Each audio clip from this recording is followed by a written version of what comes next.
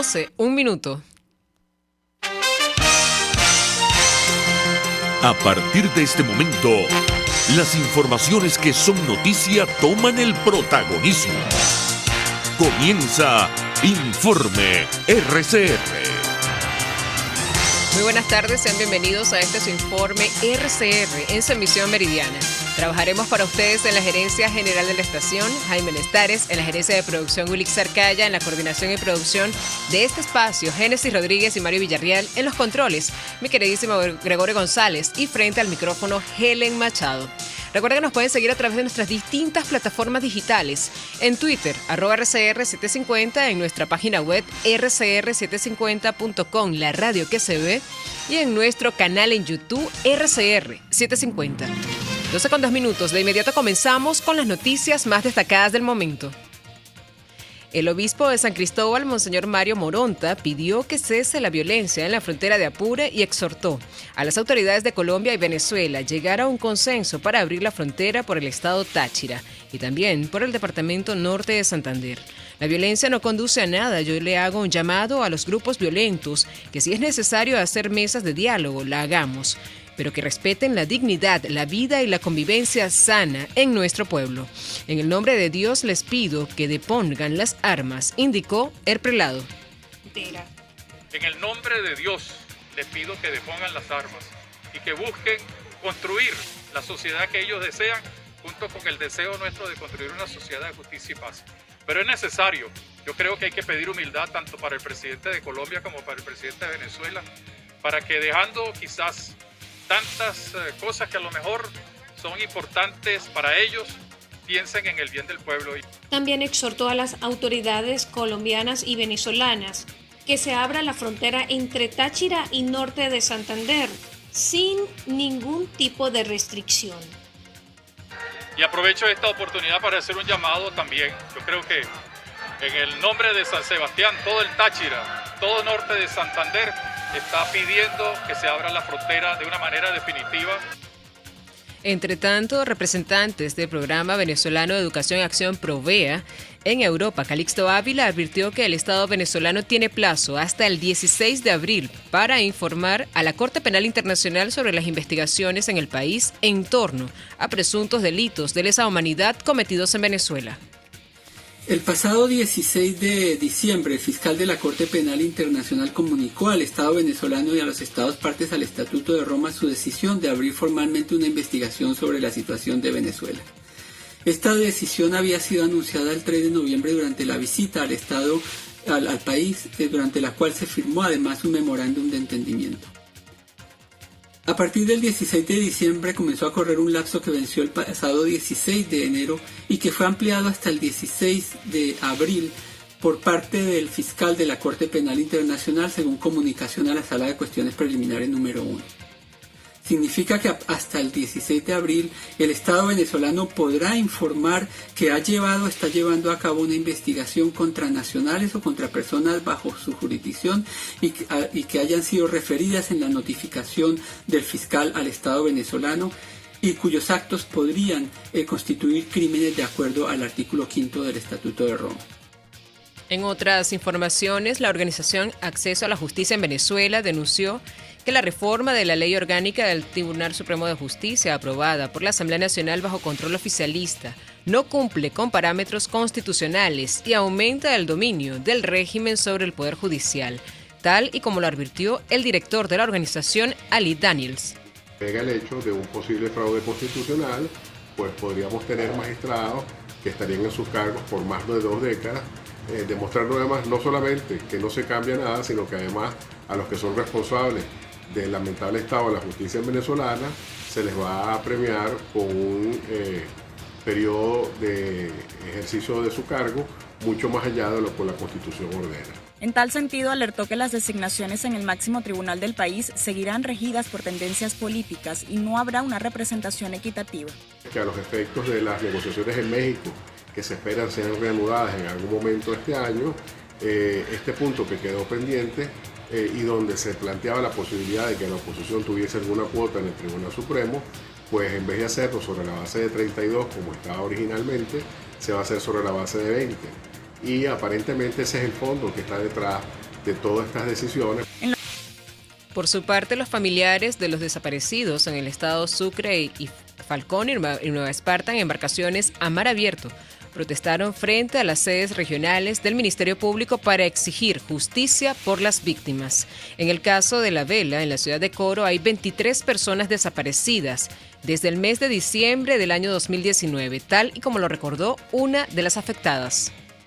Las familias integrantes de Mayday con Familia a nivel nacional, representando los estados Sucre, Falcón y Nueva Esparta, hemos tomado la decisión de hacer un pancartazo a nivel nacional, dirigiéndonos todos al Ministerio Público. El caso La Vela, al cual represento, desaparecidos 23 personas desde el 2019.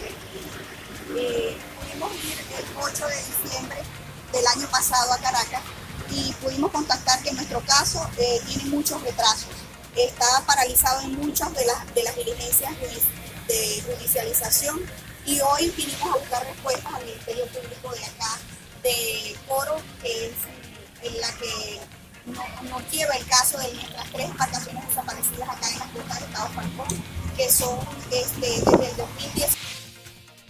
Entre tanto, el primer vicepresidente del Partido Socialista Unido de Venezuela, Diosdado Cabello, anunció la noche del miércoles la designación de varios vicepresidentes de la Tolda Roja o jefes políticos, como afirma el también diputado de la Asamblea Nacional electa en diciembre de 2020, entre las que destaca el nombramiento de Iris Valera como responsable de la organización en el estado Barinas, sustituyendo así al ex gobernador Argenis Chávez. Cabello, durante la transmisión de su programa en Venezolana de Televisión, hizo mención de otras designaciones para dirigir al PSV en varios estados, incluyendo a Alexis Rodríguez Cabello en el estado Bolívar. En Sucre estará Jesús Faría y en Portuguesa, Francisco Torrealba.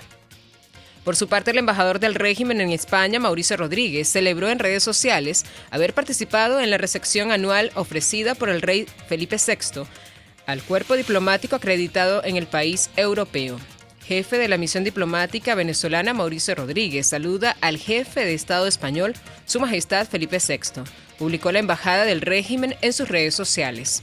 Y en materia internacional, el gobierno del Reino Unido considera que Rusia se metería en un terrible atolladero si decide invadir Ucrania, según un discurso del número 2 del Ministerio de Asuntos Exteriores, divulgado este viernes. En un discurso que pronunciará este día en Lockheed Institute en Sydney, Australia, la secretaria de Exteriores Liz Truss, quien instará al presidente ruso Vladimir Putin a desistir y retirarse de Ucrania antes de hacer un error estratégico colosal.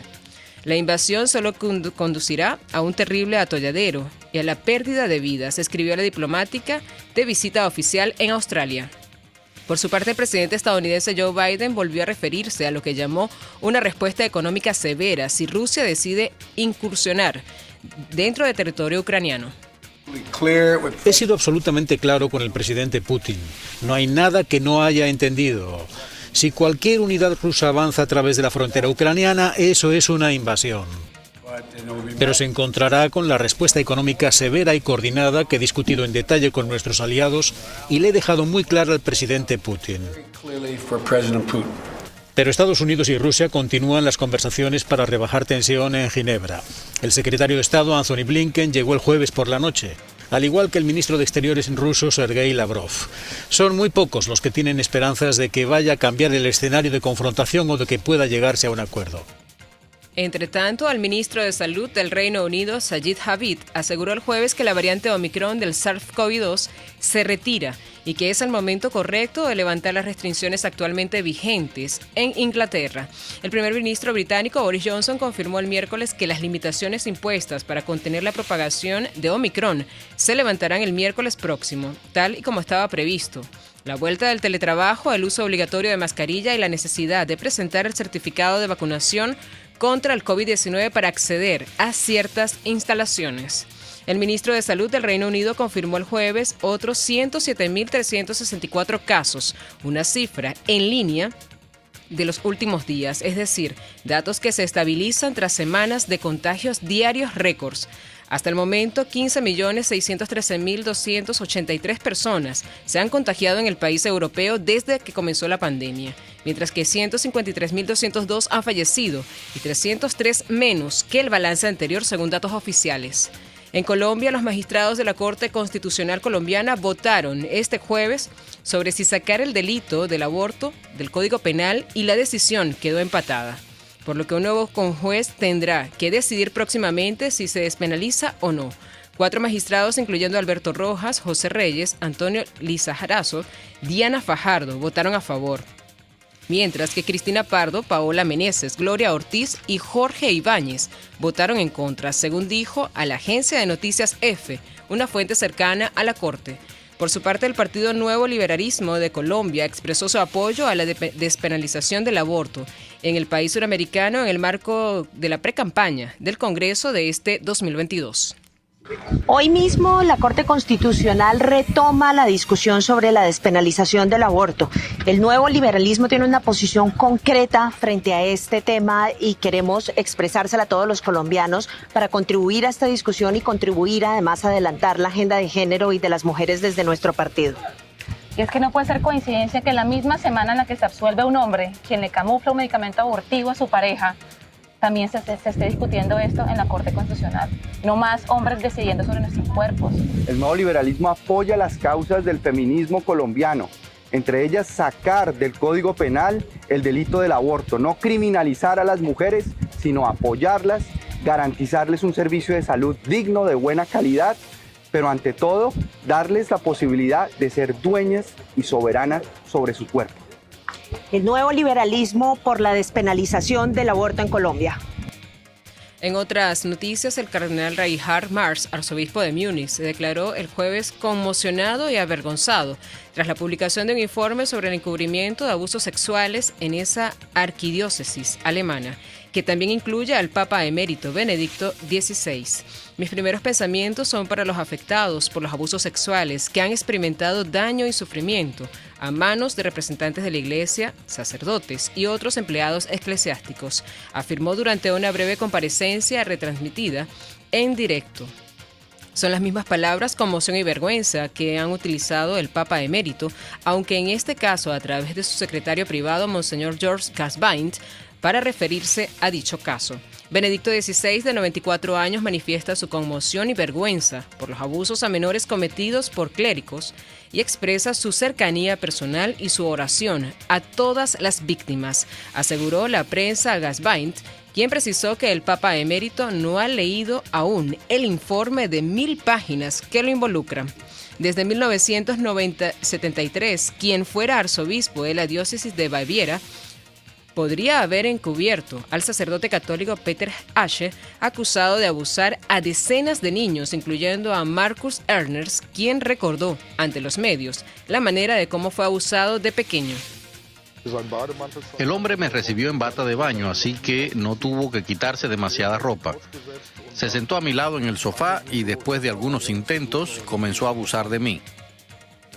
Fue todo muy rápido. Después de unas caricias me inició en el acto sexual.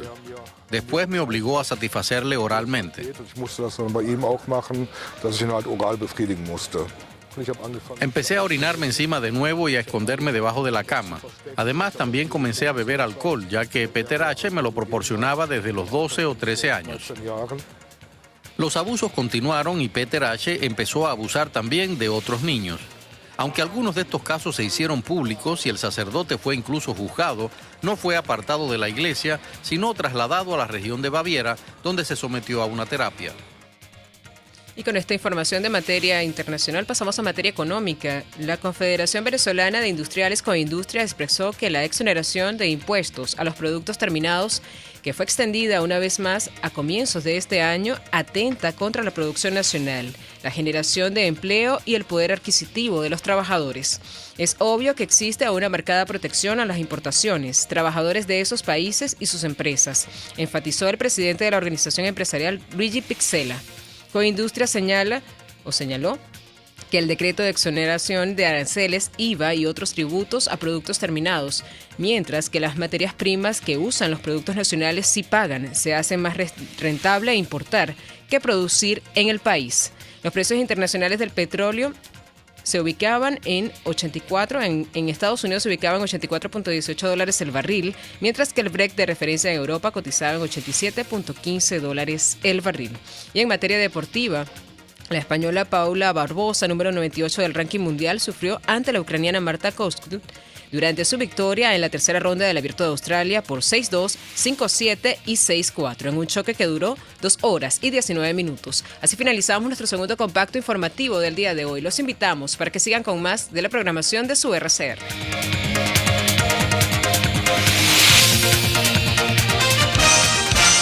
Hasta aquí este compacto noticioso. Manténgase en nuestra sintonía, porque estaremos informándole de la noticia al momento de producirse. RCR 750 AM.